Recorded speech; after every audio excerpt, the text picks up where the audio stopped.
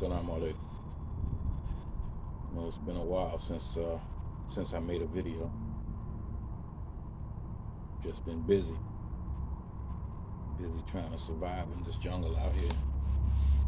And believe me when I tell you, in Florida, especially Tampa, Florida, it's a jungle for real. There's real lions, tigers, and bears out here. And you know, I love to talk about politics and what's going on with black people in America, and stuff like that. That's usually what I like to talk about. But I've had some things that I wanted to talk about of late, but I don't know, just didn't make a video about it. Didn't I don't know, just didn't do it. You know, Still on the grind every day with these government Wi-Fi tablets. Got to get out here and hustle because it's the only way you're gonna survive out here. Especially when you're in these Republican states, boy, they make it they make it extra hard for regular people, especially uh, black people, especially Native Black Americans, or as I say sometimes, the people that come from the cotton fields of the South. They make it extra hard, bro.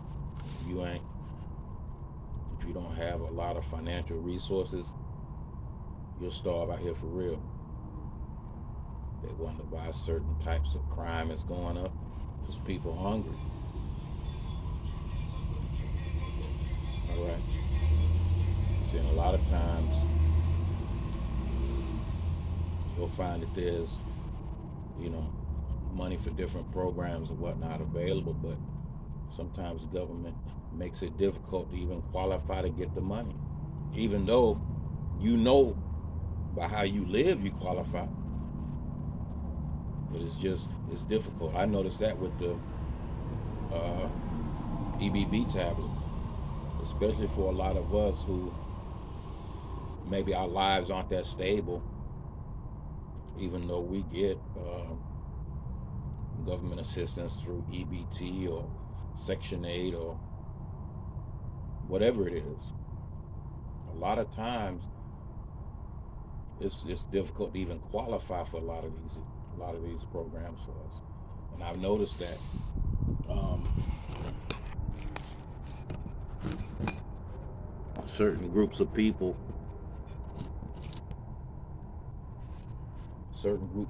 that have more stable lifestyles or whatever, or their lives are just more stable financially, even though they getting government assistance, they qualify more easily than a lot of us who maybe we move a lot or for whatever reason just, I don't know, it's more difficult.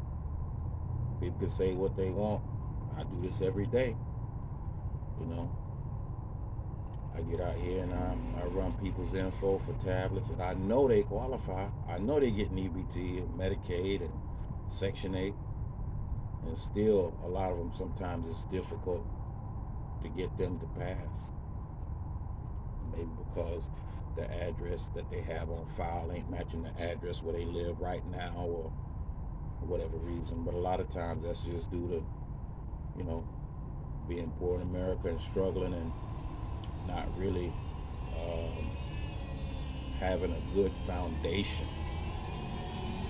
You know, just like when Biden them bring those Afghanis here, they're gonna make sure those people's lives are stable, and they're gonna give them all the government assistance they need, which is not. I don't have an issue with that, really, to be honest with you. If those people helped you out when you was over there, then you should look out for them. But at the same time, a lot of times the government throws certain qualifications and roadblocks in our way to get help when we really should be getting the help, and we really qualify as far as the amount of income we make or don't make, and the programs that we get. Other little small things will trip us up, like you might not have an ID. Maybe you lost your ID. Let's say your wallet got stolen, and you're already struggling. Okay, now you got to get your birth certificate. You got to go get your social security card. Then you got to go take that and go get a new identification, which is going to cost money. And then having your birth certificate sent from whatever state you was born in is going to cost money. Um, and you got to have transportation. If not, you got to use public transportation. You know, so a lot of times things like that will trip us up from getting certain benefits that we really should get, considering, you know, this, especially us, considering that our ancestors built the country. You know what I'm saying? You know, get a lot of white supremacists telling me, "Oh, you just want a handout." The government been giving white folks handouts. You understand? Been giving it to them, and that's how they were able to come up the way they did in this country, because they was getting handouts from the government, but substantial handouts, handouts that really help and really benefit, unlike what they give to us, crumbs. You know, and then a lot of times, you know, they just took what they wanted. I went home recently, not too long, a couple months ago. I went home to visit my mom and was talking. And she's got a wall in the living room, well, not in the living room, in the dining area of some of our ancestors from her side of the family, not from my father's side, from her side. And one of my ancestors, Perry Littles, who's my great great grandfather on my mother's side, her grandmother's husband, or my mother's grandfather, Perry Littles. And she told me that he had properties in Statesboro, Georgia, which is my mother's hometown, that when he passed away, his white lawyer stole his land, and then had the nerve to sell a small plot back to my great grandmother so she could put a house on it. I mean, the audacity. And who was going to do anything in Statesboro? That little small country Georgia town? Who was going to do anything? Who? Are you going to call the police? They buddies with him. They was probably all members of the Klan, or at least Klan adjacent, sympathetic to him. And that's how it went in most of those little towns. You know, the police might not have been actual Klan members, but their family was, their friends were. You understand? So who was going to challenge it? Who was going to do anything about it? You know, my brother told me that one of the guys that he worked for, not worked for, one of the white guys that he worked with, had land in his family going all the way back prior to the Civil War.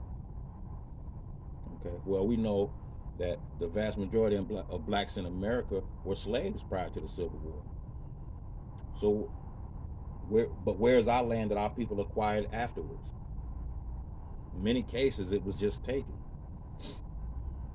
by government, taken by government officials, taken by just the average everyday white guy. If he was able to swindle you out of your land, who are you gonna take it to? Who are you gonna complain to?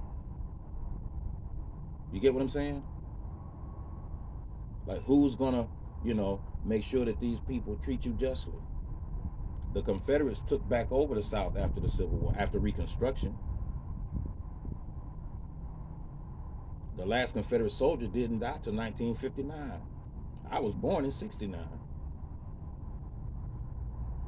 So that's why many of us, most of us, don't have land going back in our families to that period of time, because quite often it was taken, stolen.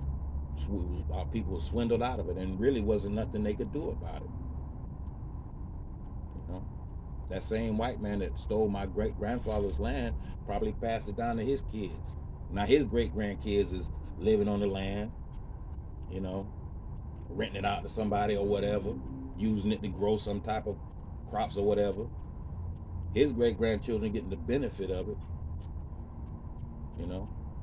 But my great grandfather was the one that actually put in the work and bought the land. So